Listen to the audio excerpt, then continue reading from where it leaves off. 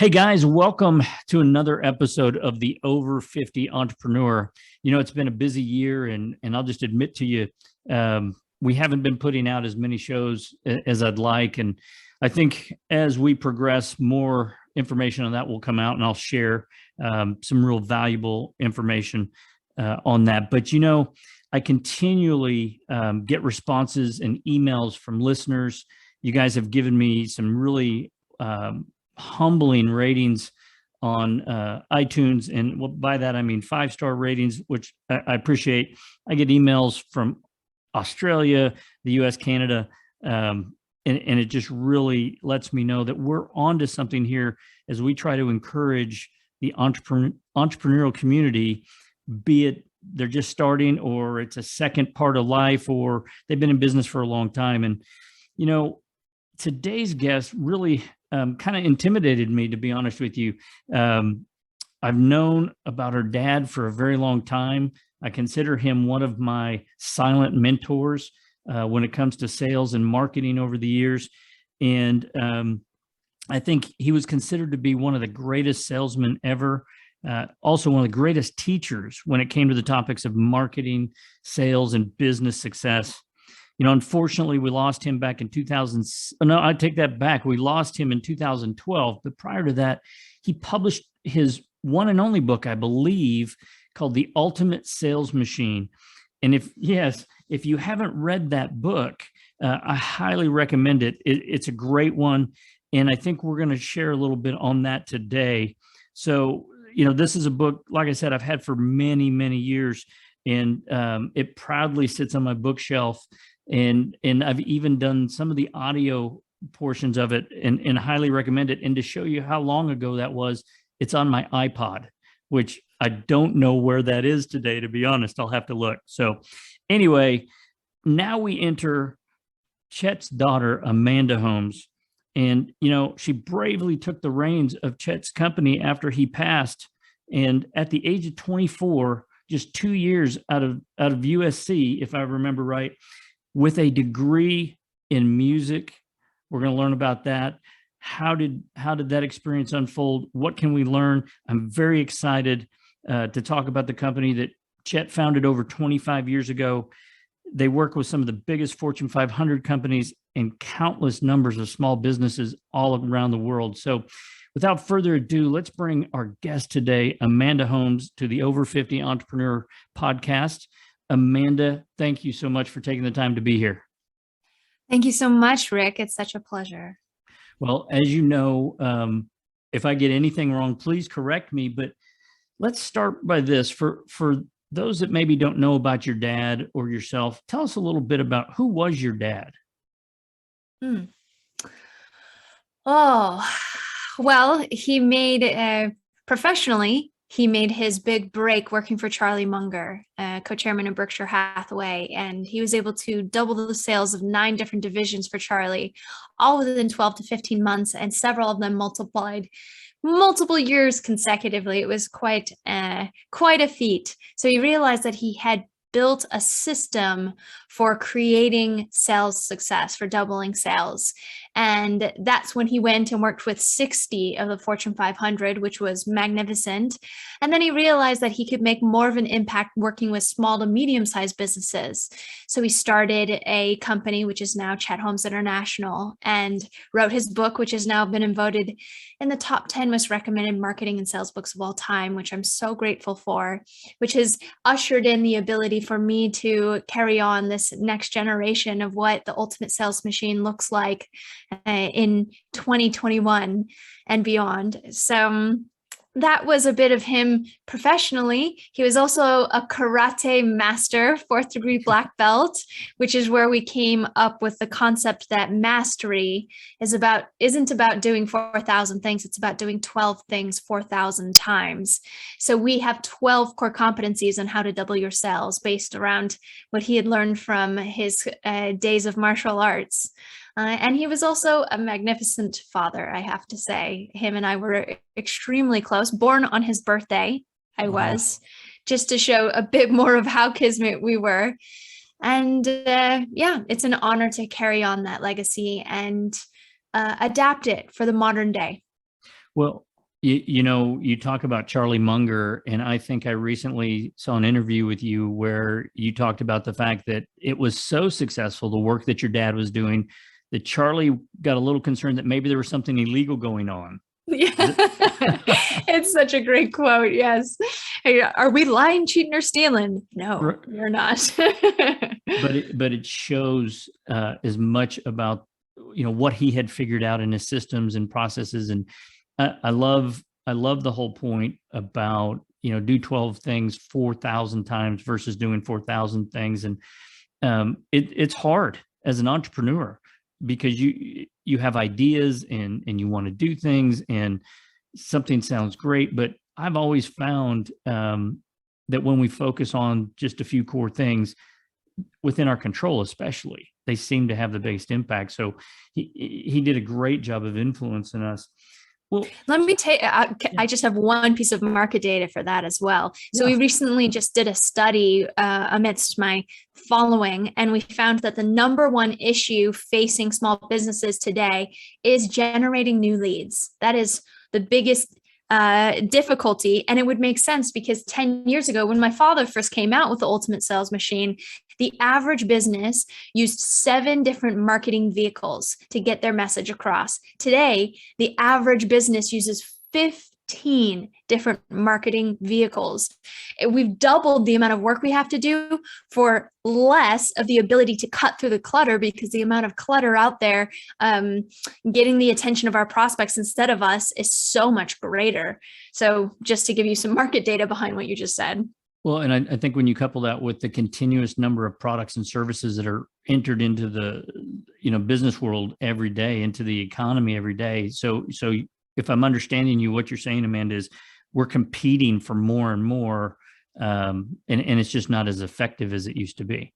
Yes. And I'll give you another stat on what you just said. So at the beginning of COVID, for the first 3 months of COVID, that quarter, 500,000 new businesses were started in the United States, more businesses than at any other time in the history of the United States.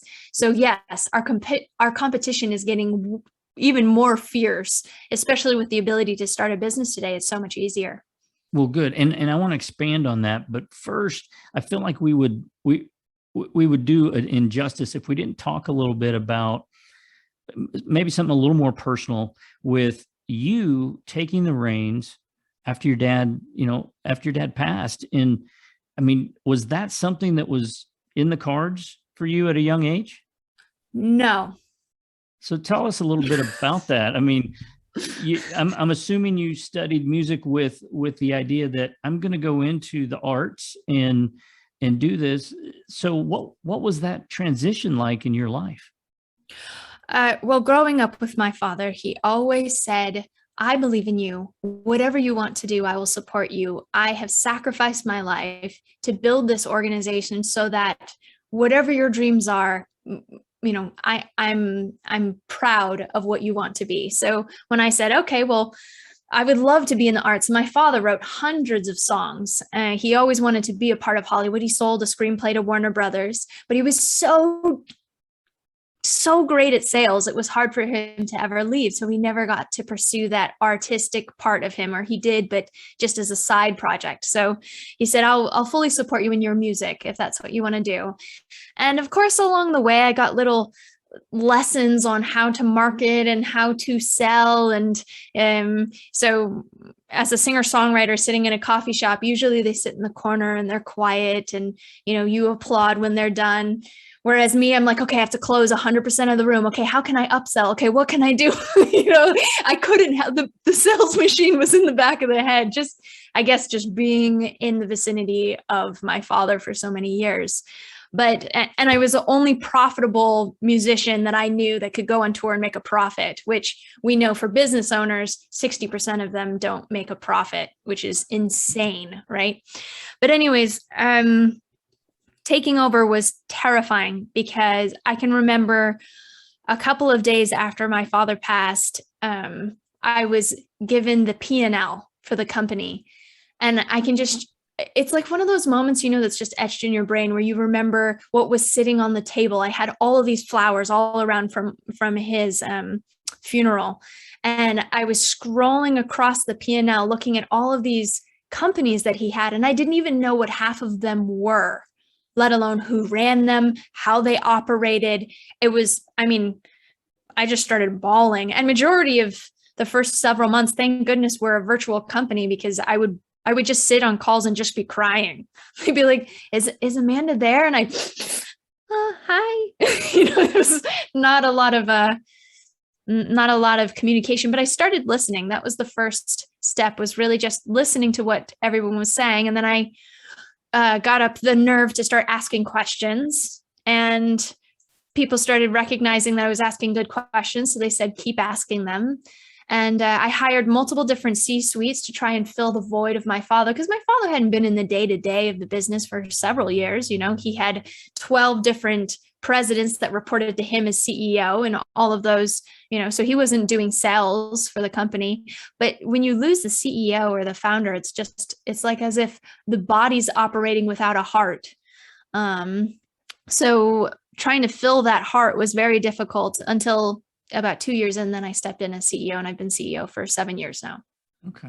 So at any point early on in that transition, so I'm guessing as far as a succession plan or anything like that, there really wasn't one in place. Nothing. And I hadn't really thought about it until recently, that I sat with my father for 1.5 years. He didn't spend one night in the hospital. He was battling cancer. And it was between my mother, my brother, and I. We would pull all-nighters with him so I was with him every third day, all night. He couldn't sleep through the night. He had leukemia, so he'd have these night sweats. So I'd be changing his bed 7 to 8 times a night. And because he was very fast, he was a New Yorker. He couldn't wait for the nurses. It had to get done now. So I spent a lot of time with him, just sitting there in the hospital. Never once did he sit me down and say, hey, let me tell you about my business. Let me tell you who runs it. Let me explain to you my goals or my dreams or my desires or what's missing or what needs improvement. The only way that I really, after he passed, got pieces of that was just reading his emails, Yeah. Wow. Well, I appreciate you sharing that with us. And at any point, this is the last question on the topic, we're going to move on, but I'm curious, as you entered those first couple of years and got your feet wet, at any point did you think, man, I'm not, this isn't for me. I want to do something, I want to go a different direction. I want to run, whatever, what went through your mind? 100%, majority of the time. I mean, on a serious note, I laugh because I feel uncomfortable, but on a serious note, my father passed at 55 years old. So I looked at that and went, I don't want to just step into the grave after him, So obviously he worked himself very hard, and that is not, I want a different course in life. So I spent a lot of time, I study under an Indian saint. Her formal title is a bit long, but it's Sarvalokama, Her Holiness Shri Shri Shri 1008 Guruji Punamji. I refer to her as Guruji. But she had said, it's part of your destiny. You need to step in as CEO. And I thought, never in a million years. And she said, you can make the company what you want it to be, and it can be different, and you can have your own experience, and it can be separate from what your father's experience was. And for any second generation CEO, or I know you have a lot of small businesses that probably want to hand off their business, 60% of second generation businesses fail. Right. And I can understand why, because you think that you have to build this company based on what your parent did, right? That it should be how they operated. But I'm a very different person from my father. I'm very much more a lover. I'm a warrior in some senses, but he was a freaking warrior. And I love to love people. And the people that I picked to be on my bus were different than what my father picked to be on his bus. And it took me quite some time to realize that was my choices were different. And I spent a lot of time in a nonprofit because after watching what my father went through with Western medicine, I got very deeply engrossed into Eastern medicine and Eastern philosophy and how to be preventative against disease. And so I did take time away from the business to heal and to learn about where our food comes from and how to cook a healthy meal in under 20 minutes and how to meditate and, alleviate some of these stresses that we have in our lives so that I could be a more balanced version. I like to say, and I've put it in the new edition, that you can create your own ultimate sales machine without having to become one. Well, and I like that. And, we talked about before the show here, I lost my dad at 56, and it changed what was important to me, right, at that moment. And I had worked in management for one of the bigger Wall Street firms, and was on my way on that career path, and in the management side of things, and you just kind of step back when you see a parent, when you lose a parent, young in their life. And so I applaud you for having the courage to understand, appreciate what your dad had, the gifts. He had a lot of gifts, but bringing your gifts to the table. So let's transition then. And I, again, appreciate you sharing that. I wanted people to understand what it's like to go through that, right? Because generations will transition their businesses, or they'll fail, or they'll sell them, whatever the case may be. But I don't think we hear enough of the type of stories that you just shared. You said it, you revised the ultimate sales machine. So what I'm curious about is, as you've looked at your dad's book, and you know it, you can recite it, you practice it, what has changed from 2006? Here we are in 2021. What's changed, and what are you bringing to the table to kind of help other business owners overcome the same issues? Yes. So my father had written a title for a book that never got released, and it was called The Death of the Salesman, The Birth of a Strategist. And I love that title, and I've taken it and put it into the new edition because the difference between marketing and sales, that gap between them has really gotten much smaller. So marketing is much more held responsible for sales today. And then sales people are starting to have to really market themselves online to get the attention of their prospects. So we're seeing this merge. And 97% of prospects feel that salespeople are too pushy. And we're seeing this in the way that they're deciding to buy, because 80% of prospects, at least in B2C world, we're seeing it even become more and more in B2B, but in B2C, would rather discuss products or services on social media than having to pick up a phone and call a salesperson. So the blend of the two is so crucial, and the ability to come to the table as a strategist, somebody that isn't just, so a tactical thinker thinks just about how do I close a deal? How do I close a deal? How do I get a sale? But the strategist will think, okay, there are 9 different objectives that I'd like to accomplish when interacting with a prospect. Number 1, can I create the feeling of that they're in a trusted expert's hands, right? Like, can I be a trusted advisor? 2, can I create the kind of experience that they'd like to refer me business? There's several of them, but there's these strategic objectives that take somebody that, instead of saying, okay, let me sell, and stop selling, start serving, stop selling, start educating, right? What can I do to educate my prospects so that I become the bright spot in their day? And then you're in their face, in their place, in their space with all of these wonderful, positive, value-adding experiences that makes it so that as soon as they decide, okay, yes, I want to purchase something like that product, you're the first person that comes to mind. And I love that. And it goes back to, the sales world used to be pick up the phone and call people, tell them what you have and see if they'll hit. And it was a numbers game, and you tracked it. But the reality is that just doesn't work anymore. And people are busy. They need somebody they can trust who can take care of their problems and give them confidence, right? And that's basically in a nutshell. Yeah, I'll give you another market stat. So I have a market research company. I can't help it. Everything is market data. But the average B2B prospect looks at 5 pieces of content before ever raising their hand and saying, I want to talk to a salesperson. So this is a lot of what I've improved amongst my organization for sales, is we're building out funnels today, because you can get 65% of the way to a sale by automating the first 2 steps of the sales process, which are establishing rapport and finding their need. So if you can put your best foot forward with an automated video sequence, let's say, that gives them who you are, that gives something of value to them, that shows them their pain points, and then say, hey, let's schedule an appointment. And then you start to find that your whole calendar is filled with people that have already been pre-qualified, that are interested in what you have to say, because you've already done the heavy lifting of that first interaction. That's really the future of sales. And that is a great topic. And I want to ask you more about that, because I've sometimes struggled between, it seems like everybody on social media and the internet is trying to use some kind of sales funnel to push you through. And I think some are probably doing it right, but it really is starting to feel a little annoying, right? I'm challenged by, I know we all need to have that exposure. That is the yellow pages. That is the calling card today.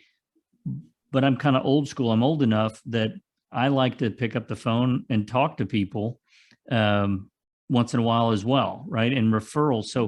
So what's the difference between setting up a good sales funnel to get 65% of the way through on new leads, and embracing kind of a referral technique with your clientele?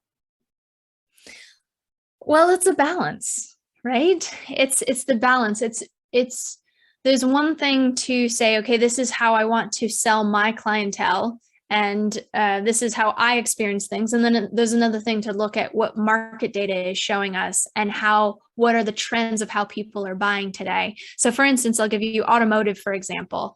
10 years ago in the automotive industry, people would go to 6 different dealerships before making a buying decision. Today, they go to 13 different websites on average and only 1.8 dealerships.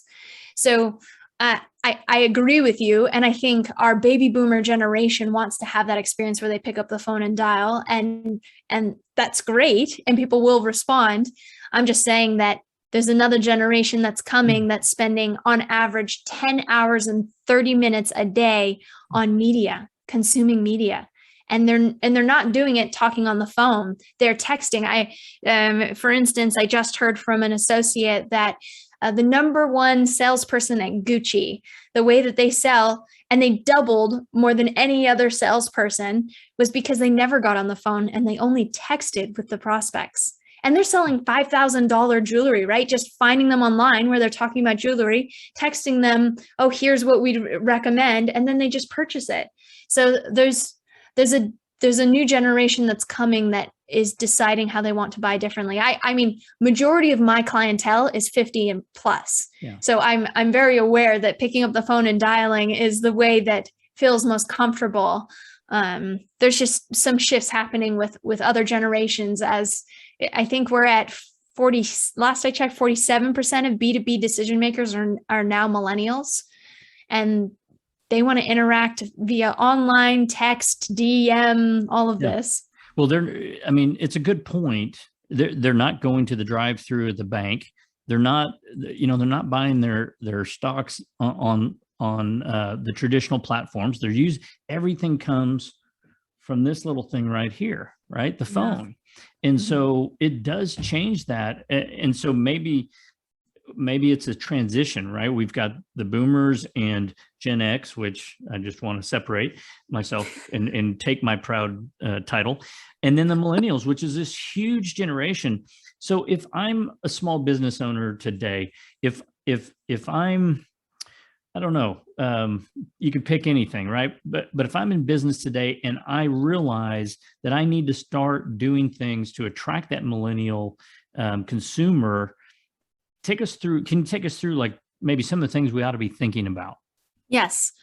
So number one thing where you could start is your website. So we teach about the stadium pitch concept, and I'll introduce that and then I'll introduce it to opt-in. So let's say that you're in a room full of 100 people and you were going to give a presentation about your company. Majority of people would come up on the mic and say, hello, I'm Stan. I do financial literacy, and we've been around for 25 years. We're really great. We really help you save your money. You should contact us to find out more, right? I'd love to tell you more about it. Now, research shows that of the 100 that are in that room, only 3% will be in that buying now category. Oh, yeah, I'm interested. So 3 people, you'll see this with cold calling too, right? You make 100 dials and you'll probably get roughly around 3% interested. Another 7% are open to it, but not in the buying now category. And then, so we represent this normally with a triangle. So if you have 3% of the triangle, 7%, then you have 30% that aren't thinking about you, your product or service, the next 30% that aren't interested, and the last 30% that are definitely not interested. So 90% of those 100 people, 90 of them are not interested in you, your product or service. So what we teach is to educate people so that you talk about something that's of interest to the entire buyer's pyramid and bring them up to the buying now category through education. So for instance, on your website, it's a miracle if people get to your website at this point, because there's so many websites, right? There's so much more on the internet today that can deter them. So if 100 people came to your website, what's your opt-in on your website? I will tell you that majority of companies know, oh, I should probably have some way to collect people's email. And if we think of it like a date, if somebody was coming to your website, they wouldn't just go, okay, I want to marry you, right? You have to date them first. So finding a way to create something engaging for them that gets the entire buyer's pyramid to at least just opt in to get a free education. So for instance, I have right now, I have a printing company as a client. They serve several states on the West Coast, and I laughed with him and said, I think this is the least sexy thing we could ever talk about is paper and copiers. And he agreed. But we instead of on his website to say, schedule time to talk to us about printing, we changed his stadium pitch to be the 3 biggest office expenses that could cost you up to $500,000 and the one thing you can do to solve this issue. So then we go through an education about office expenses, right? Because their typical ideal prospect is somebody that has an office, has a couple of copiers and printers. And through that education, we bring them to the logical conclusion that they should work with that company and that company alone. So this is just a 10-minute video that someone opts in to get that video. But what a better experience I've had because I've educated them. And then you click this link to schedule time to talk with us. And either they are in that 7 to 10% of the buyer's pyramid that's ready to do that now. But even if they're not, it's left a much better experience for that prospect to know, oh yeah, I remember them. Wow, they had a really great education. Wow, they really knew their stuff. I could tell that they were experts. And now I'm on their email database. So then we can follow up with more emails until they get into that buying now category. Excellent. It makes all the sense in the world, right? And it just, I was sitting there thinking, what can't you find on the internet today, right? We Google it with YouTube. I had a farmer tell me, if you can't figure out how to fix a tractor with YouTube, then it isn't worth messing with. It's just all right there, which I think is part of your what you're messaging, in that we've got to stand out in this crowded platform. So, you said at the beginning of the podcast that most business owners say that they don't have enough prospects coming in, right? And are these issues, do they identify? Are these the reasons that they're missing this? Or have you gone more into the data to figure out like what's causing the problem here? That's interesting that you said that, because I just sent this to my head of research to say, find more about the clutter factor. We call it the clutter factor. If you think about it, I mean, the amount that we've spent on advertising over the last decade it was I believe it was somewhere around 100 million or 100 billion 10 years ago. And now it's at like 256 billion. Don't quote me exactly on that. I have to go back to my research, and we're just pulling up the new numbers recently. But if we think about it, so okay, I'll back up for a moment. So it took 1338. Okay, it took 38 years for radio to reach 50 million users. Then it took 13 years for television to reach 50 million users. Then it took 4 years for the internet to reach 50 million users, and only 2 years for Facebook to reach 50 million users. So if we look back for 50 years, a half century, the only innovations that happened in marketing were between radio and television.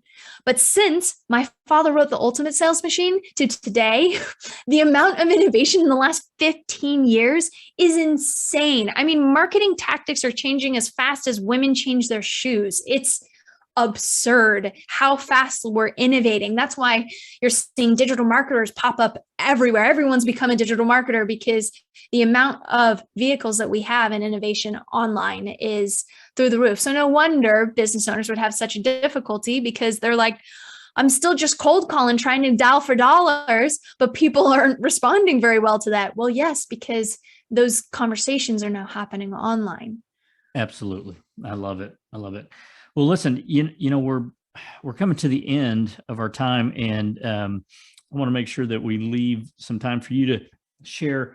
You know, if you wanted to leave one thing with our audience, which are entrepreneurs, what would you share with them? You know, something they can walk away with, other than let's check out your website, let's get a copy. When does the new book come out, by the way, the revised copy?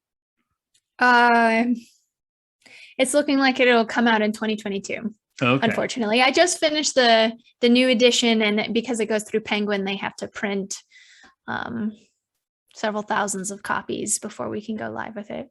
If anybody wants to innovate an industry, publishing books is an industry that needs some serious innovation. Well, we know that there's your dad's original, which is out there. Yes. So I highly recommend it for those. And then they can read your book and kind of build on it, because I'm sure it's kind of like that thing about continual training, right? Let's read the book now. Let's see what's improved as we go through.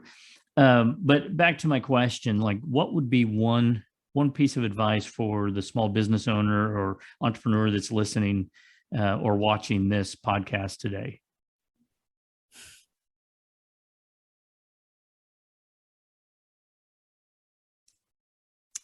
I mean, I always go back to this concept that the most abundance felt is when you are in your most honest, truthful self.